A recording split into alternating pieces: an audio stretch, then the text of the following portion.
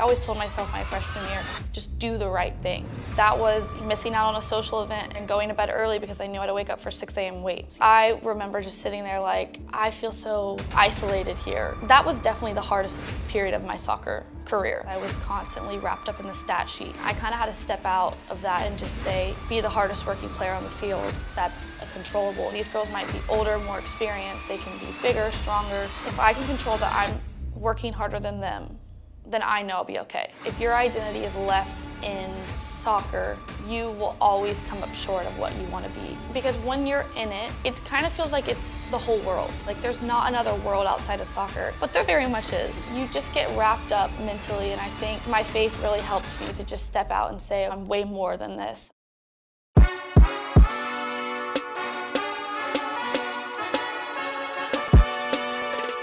Welcome to the Winners Club podcast. I'm your host, Bryce Wilson, and today I'm here with professional soccer player for Dallas Trinity FC, Gracie Brian.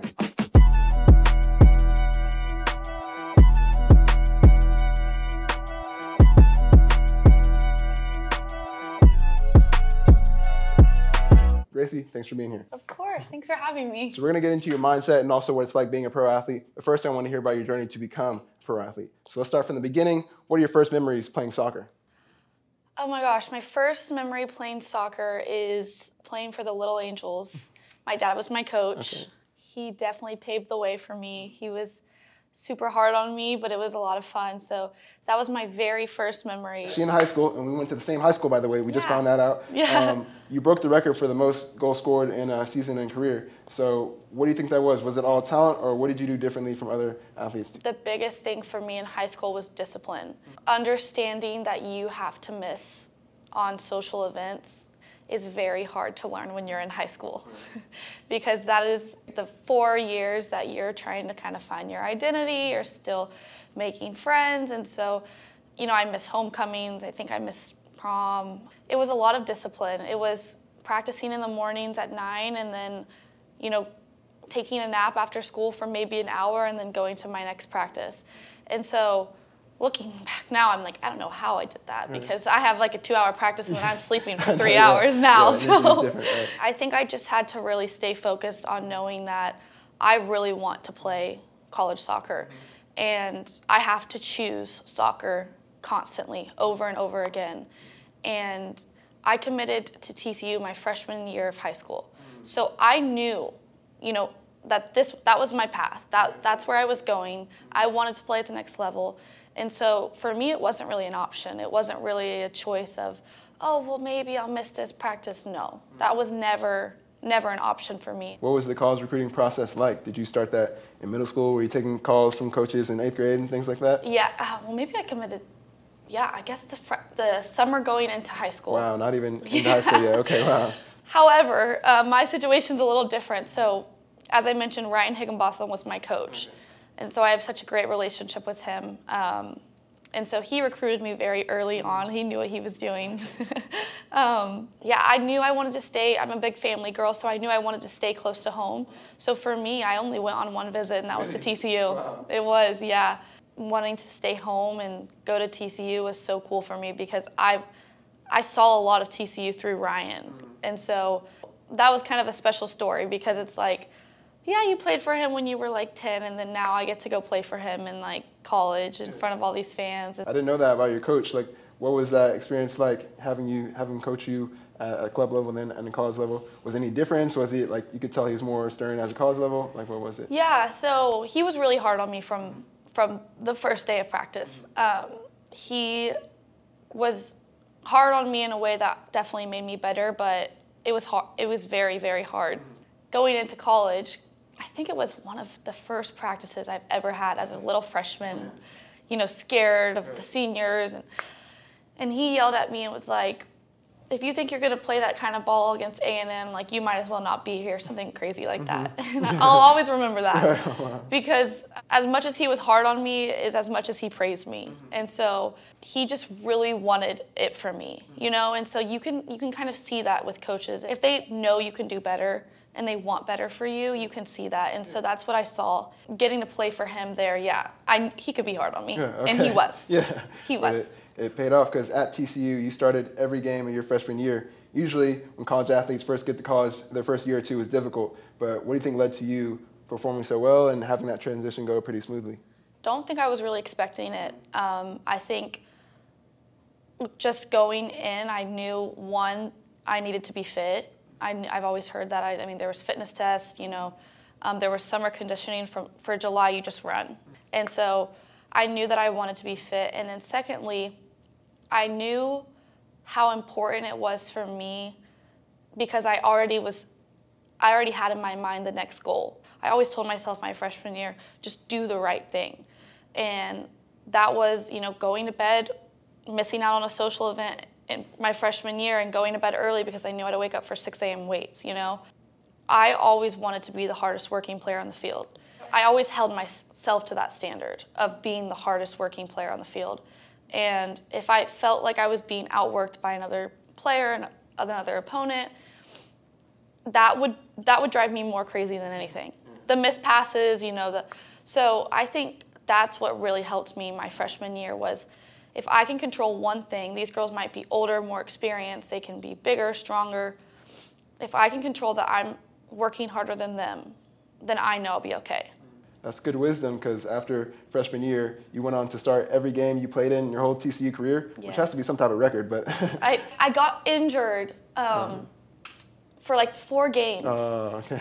And so I think that's what happened because I was 5 seasons. Right, so right. I think that might have messed me up. Okay, that's unfortunate. But yeah. It's all right. But how did you maintain that consistency throughout your whole career? My freshman year was more of an observe year, and then immediately into sophomore year, I felt myself in a leadership role. Sophomore year, I don't know if you might know better than me, but I don't think I had as many goals, but I knew, or a lot of stats at all really, but I knew that if I could at least do my part in just being an engine in there and just working, like I mentioned, I knew that I could, you know, hold my spot as a starter, and I know I can influence the game. I remember that being a really, really hard year for me because I was constantly wrapped up in the stat sheet. And I kind of had to step out of that and just say, again, be the hardest working player on the field. That's a controllable. Your shots might not always go in. I mean, there were shots that I missed that were wide open, you know, and so it almost felt like I was kind of going crazy. I was like, I can't get myself on the stat sheet to save my life. I remember going into Ryan and just like being so upset and like, I don't know what to do. Like, I don't know how to fix it. I do extra, you know, I'm continuing to work hard, but I don't know what to do.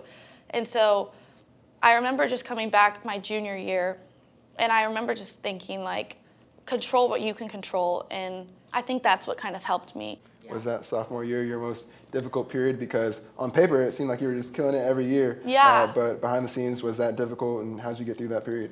Sophomore year was difficult for me, but I think our team did good that year. I have 5 seasons wrapped crazy, but that was a very hard year for me personally, but our team was doing good, so I think I was still happy. My 5th year, deciding to come back, we didn't make the NCAA tournament, and so that was the hardest memory from TCU soccer is not making that, because we had made the tournament every year, and so leaving TCU like that was really hard, you know, leaving it on a kind of a bad note after having such a great experience and great time. As I look back as a whole, there's a lot of ups and downs in soccer and in sports in general. And I think Ryan always told us, you keep your highs low and your lows high. And I think it's finding that balance. And I also started leaning more to my faith in college. And so for me, that was super, super important, because if your identity is left in soccer, you will always come up short of what you want to be. I mean, I wouldn't sleep after a bad game, and then I would have to try to go to school. Right. And I'd be like, well, people probably hate me, which most people didn't even know. They didn't even know. So you just get wrapped up mentally, and I think my faith really helped me to just step out and say, okay, you know, I'm way more than this. I'm still a student. I'm still, you know, friends. I still have a lot of like external activities than not just playing soccer. So it helped me a lot mentally, because even in those hard times, I knew there was something bigger coming. And I knew that the sun was going to rise the next day, and that I have another opportunity, I have another chance. Like, I'm so blessed to still be playing to this day, but I knew in college, like, there's so much more. It helped me to just look forward. That's big, because after TCU, you were invited to the preseason camp for San Diego Wave FC. So what was like the behind the scenes like of the pro process, trying to go pro? Yeah, I'll tell you, being a non-roster invite is hard. Okay. It is watching girls get running shoes, and you're just like, oh, you're not on the roster, you don't get shoes. And small things like that. And so while it was super hard, there's a lot of times you're sitting out of practice. You're not sitting out, but you're stepped to the side. So if they're playing 11v11, you don't get to play. So coming from being a 90-minute player, starting all 5 seasons, it was a big reality check for me. And I really had this hope that I was going to make the roster. I really had this dream, this hope, and I felt confident that I was going to make it through the 6 weeks. But I remember talking to my mom a lot, just being like, I don't know how long I'm going to be living here. I have a dog. I couldn't bring my dog. And because I was like, I don't know. Like, why would I bring my dog all the way here? And that was hard for me. But that was definitely the hardest period of my soccer career, was that 6-week period, which felt so long, because it's the first time in my life I was removed from all my family and friends, because I went an hour away from home, right? So going to San Diego was crazy. And then I built this family at TCU. And so then I left in January. Well, I still had a semester left of school in my 5th year. So all my friends were still hanging out, you know, going to the stockyards, having a great time. And so I remember just sitting there like, I feel so isolated here. And I look back now, and I've told a lot of people this, is that I really feel like God removed me from the distractions and all the people that I could use as a layer before I had to trust God. And so I really had an outside view of, I mean, even the small things. My bed was against the window, the one window in the room. So I would come home from practice, and I would lay down, and I would look up. I mean, I was just like, I'm so isolated, and I knew nobody but my roommates, and then got to know my teammates a little bit more, but I didn't even know my roommates then. Like, they were just kind of roommates at the time. Now they're some of my favorite people in the whole world. So, but yeah, I really think that I was removed and I was isolated to really lean in to know that I have to put God first, because it was easy for me to rely on a lot of people. Mm-hmm. And so that was a really different, and it was a really hard experience. And you can ask, I mean, if you ask my mom, she'd be like, I couldn't wait for her to get home. Oh, wow. Because she knew like how hard it was for me. And then finding out, I remember when I found out I didn't make the team, I had an assist in the game that day. We had a scrimmage, and I had an assist. And Casey Stoney asked me to talk after, and I was like, oh, this is so good. My parents were actually in town. And I texted them, and I was like, I had a really great scrimmage. Casey asked me to talk after. And then I walked into the office, and, you know, she basically was like, we were just not in a place to, you know, put you on the team, and we would love for you to stay. So, yeah, I think that was one of the hardest moments. I mean, I didn't get drafted, you know, and so I sat in my living room with my family and friends watching the draft.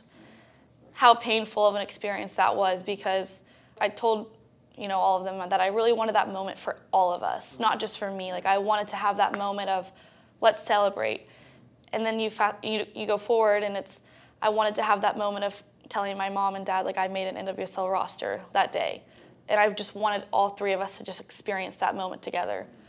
So, yeah, I think it was a really hard experience, but I think I developed as a player so much.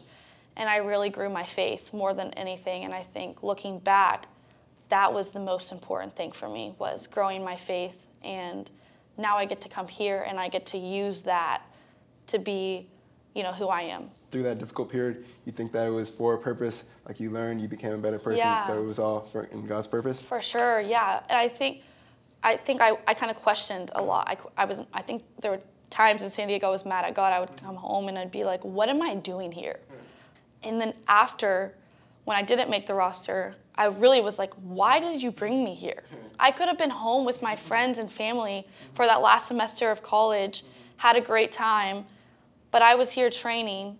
And so another thing is pro sport, like our practices are from, I think ours was in San Diego was like 9 to 11, and then I'd be done for the day. So I would be done at 12 o'clock, and I'd come home, maybe I had lift. I'd come home at, I'd be home at 1:30, and I would have nothing to do. I have no responsibilities. I couldn't really get a job because I didn't know, like, they could call me in the office the next day and say, hey, you're leaving. I mean, thank you for coming, but we don't have a place for you. And so I had nothing to do, so I was so bored, and that was hard. And then you practice from 9 to 11, and then you think the rest of the day about the little details in the practice. So I think there was a bigger purpose for me to be there than being there for soccer. What made you into a stronger person, and now you're here at Dallas Trinity FC. Yeah. So how's your experience been so far here, and what are your goals for the season? I've absolutely loved being back home, and I love the environment that Chris Petroselli has created. He's been our interim head coach for a little while. Our head coach just got here, Pauline, but I didn't actually start my first couple games, which I was really hoping to. So it's not just been sunshine and rainbows, but the team here has been great. It's just great. Like, I live 20 minutes from my parents again, And so, yeah, I'm just so happy to be back here, and playing for, where I grew up is like super special to me. And the fans have been awesome. Playing in the Cotton Bowl has been a ton of fun. And I think, I think our team is really, really good, and we want to win. We want to win the championship. That's our goal. I definitely want to, do my part, and however I can as a rookie. I think being a rookie can be hard because there's a lot of people that have a lot of experience on you. And, but again, I've kept that same consistency. It's like a full circle moment of when I was at TCU as a freshman, looking up at these players and being like, wow, you've played a lot longer, you have all these, awards, whatever. And then, looking at myself and thinking, okay, same exact thing as freshman year is be the hardest working player on the field. And so that's been really good for me because it's really kept me focused in knowing that as long as I work as hard as I can, I think even if I'm not starting and playing as many minutes as I want, I'm really happy where I am, and I'm really grateful to be on a roster, Yeah. And so, yeah, it's been a lot of fun. Well, that brings us to present day. That's a bit about your story. Now we can get into your mindset. So first off, are there any practices you do to take care of your mental health? Like, how do you deal with the highs and lows of your sport? Yeah, I think for me, as I mentioned, my faith and reading the Bible, journaling. I journaled every single day in San Diego. I read a book called The Battlefield of the Mind. I don't know if you've read it, but truly changed my perspective on life. I think for me, I just constantly remind myself that I get to choose on what my mindset will be that day. And just the way that you take care of your body physically, you have to pour into your mental health. I want to be the person that focuses more on gratitude versus focusing on the things that aren't going right. I think the biggest thing is just choosing to believe in something bigger than me, and that for me, that's God, but I would encourage everybody to have something that they believe in. How do you journal? Because I love journaling, and then you also mentioned gratitude. Do you do gratitude journaling, or like, how does that work? I still journal, and I still think it's super important to just let your thoughts out. The gratitude journaling is just kind of literally for me is writing a list of things that I'm thankful for. And when you read over that and you look at that, it really like kind of puts you in your place of like, okay, these problems that I feel like I have, like, it could be worse, It could be a lot worse. And it doesn't downplay the hard moments. I think that's super important with gratitude is the feelings I feel are very real. However, I think letting myself feel the real moments, but also turning the page and saying, okay, feel that, but then move forward and say, this is the kind of person I want to be. I want to be grateful, and I want to have this mindset of gratitude. And so I think when you focus more on that, it really does lead you into a very happy lifestyle. At TCU, you won the Big 12 championship, and then also, I think, out of your 35 goals, 18 of them were game winners. I read that stat somewhere. Oh, cool. So you just found that out. So you're pretty good at dealing with pressure. What was the most pressure you felt, and then how did you get through it? Ooh, okay, so this is kind of funny because state championship game was probably one of the worst games of my life. Okay. And we won, but I remember mentally losing the game in the aspect of my performance before the game even started, because I would work myself up so much of, you have to do this, you have to score multiple, you have to assist, you have to do this. And I remember being in that game and feeling so like physically exhausted because of how much I worked myself up mentally. And I think I set these unrealistic expectations of myself, for myself. You can't lose yourself mentally because it does affect you physically. I think I saw that in that game. I remember dribbling, and I literally just like started dribbling away from the goal, like just straight. And I'm like, never in my life have I done that, you know, but it was so much pressure, and I just wanted everything to go right. And so I think now I have to really understand that I'm just a human, and I'm just a player, and that there's a lot of people that I want to do good for, and the fans, but they also have to understand that, like, we're just humans, you know, that are playing soccer, that we're gifted with an ability to play. And you're going to fail. You're going to make mistakes. And so I think in that pressure is kind of understanding, like, while you're on the field and, you know, people are here to support you and they pay to come see you, I'm just a human just like you are, you know? And so, and I look at the little kids who ask us for our autographs and are like, oh my gosh, like, and I kind of think, I'm like, I'm really not that cool. Like, I'm just a human, like, but I think it's so, you know, so amazing how many young kids we have there to be able to inspire them. So we can talk about you being a human. Do you have any weird superstitions or pregame routines to especially maintain that consistency like you did in TCU, where you able to start every game? I don't think I do. I'm not, and like I don't have to wear the same like sports bra and spandex. I think I listen to worship music on the way to the game every day, or not every day, every game, and same with practice. But I don't think that I have any. I try not to let myself be, that's true. because then if it doesn't work out, it's like, well, and that has nothing to do with it. Yeah, it can so have a negative effect. Yes, exactly. So no, I don't think I do. Yeah. All right. Well then, how do you relax and take your mind off soccer then? We will have a meeting at 8:30, and then we'll practice from 9 to 11, and then my day's done. And so when you come home for a while, and I still do, I'm definitely still working on it, I would start replaying every little bit of my practice. I missed that pass, and the coach saw it, so he probably doesn't think I'm doing great. Or in the game, in our scrimmages, I remember kind of thinking, yeah, that probably wasn't good, and my coach was watching. So, and I think being in this lifestyle of being done at 11, which is, I mean, amazing and such a blessing, it can really, I remember telling Chris Petroselli that, yeah, I practice from 9 to 11, but the rest of the day I think about soccer. And so now I'm trying to find different ways to be a human outside of soccer. And soccer is what I do, but it's not who I am. And I'm trying to find little, like, I just got a Cricut machine, which is like a crafting machine, to try to maybe like do stuff like that. My dog helps me a lot. I walk her, I take her to the dog park, we have a ton of fun. And then I have a great support system. I will say that my family has seen me go through each high, each low, and has supported me through it.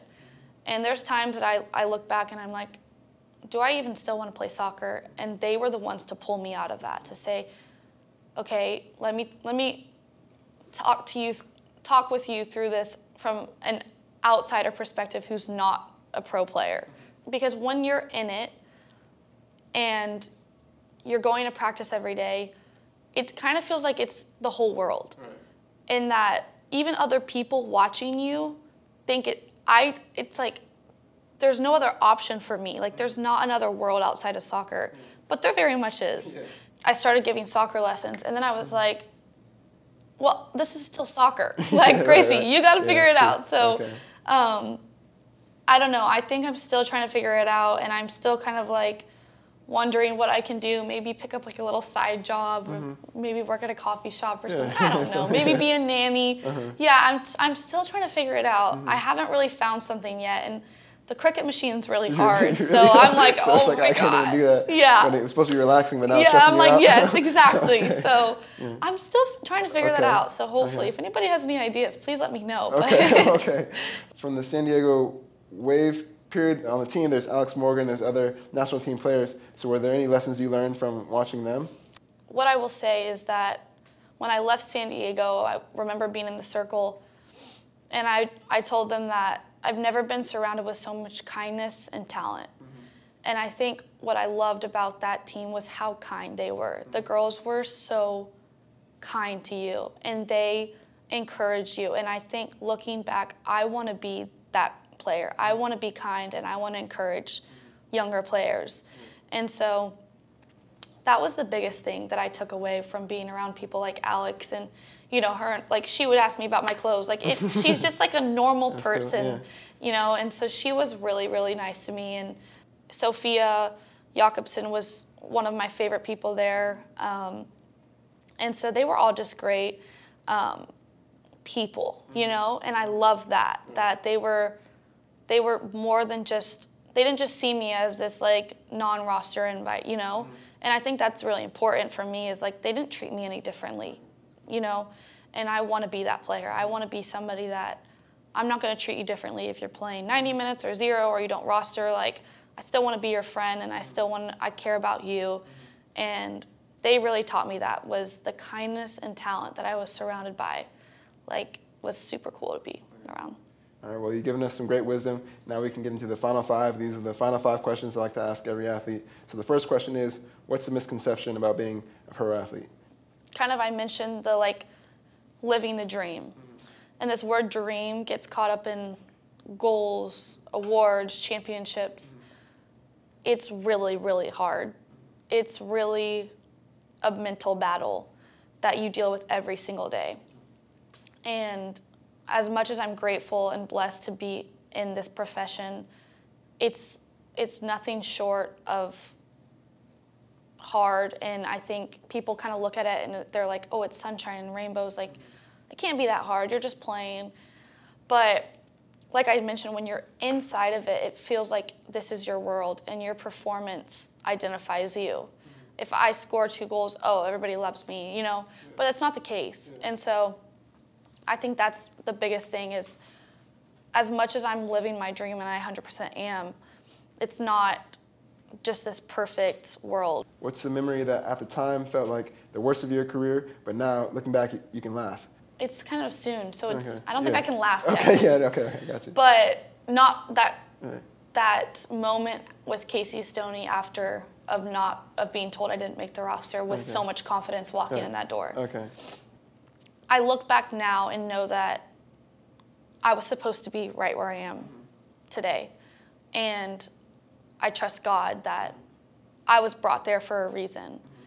And while I do see some of it, like my relationship grew with him, I think I still kind of wondered the whole soccer aspect. I think I developed a lot as a player, but that was a really heartbreaking moment for me. However, now I'm very happy to be in Dallas and playing pro here. So I just know it was all for a reason, and I know that I'm here because God wants me right here. And so it's not laughable yet. Yeah, not yet. But it is, yeah, but I am happy with where I'm at. Okay, so. Yeah, so then the opposite of that, what's the best memory of your career? Winning the Big 12 championship to this day is one of my favorite, because it was during the COVID season, and so we were wearing masks. After the game, that was our last game of the season, and we finally all got to take our mask off and be around each other and celebrate that championship. Yeah, okay. So that was so much fun, and it was just a special time because COVID was really hard, and it was, you know, You couldn't even hang out with your teammates outside of practice. You couldn't hang out with anybody. So talk about isolation. But yeah, winning the Big 12 and taking our mask off and just like getting to party and hang out together after, honestly, like we were like, this is normal again. What's some advice to some young athletes that want to be in your position? They want to be pro athletes. You kind of gave some already, but in general, what's some advice you could give them? I'm going to say it again because it's so important, but being the hardest working player on the field is super, super important. And if you are that, everything else will come. And coaches see that. And then secondly is just, like I mentioned again, just knowing that you're human and there's going to be highs and lows. There has been nobody in pro sports in the history ever that has just had a career that just goes like this. There's so much ups and downs. Don't think that your situation is the end of the world, because it's not. You're going to keep going. And even if it doesn't work out with soccer, you're still an amazing human. Even if it doesn't work out for soccer, you still have way more ahead of you, and just to trust God in that. All right, and then last question, how do you define the word winner? Winner, I would probably define it as somebody who champions their team and respects the game and respects that even if I did lose, what ways did I win in that day? Did I, support a teammate when she was down? Did she make a big mistake and we got scored on? Did I go over to her and say like, hey, it's okay? That's a winner to me. I think it comes from your heart and like where your heart's at. I think I would look back and say, okay, we lost, but I won because I worked as hard as I could. I supported my teammates, and I think that's probably where I would keep it, is just knowing that my heart's in a winning place and that it's postured in, a place to champion others.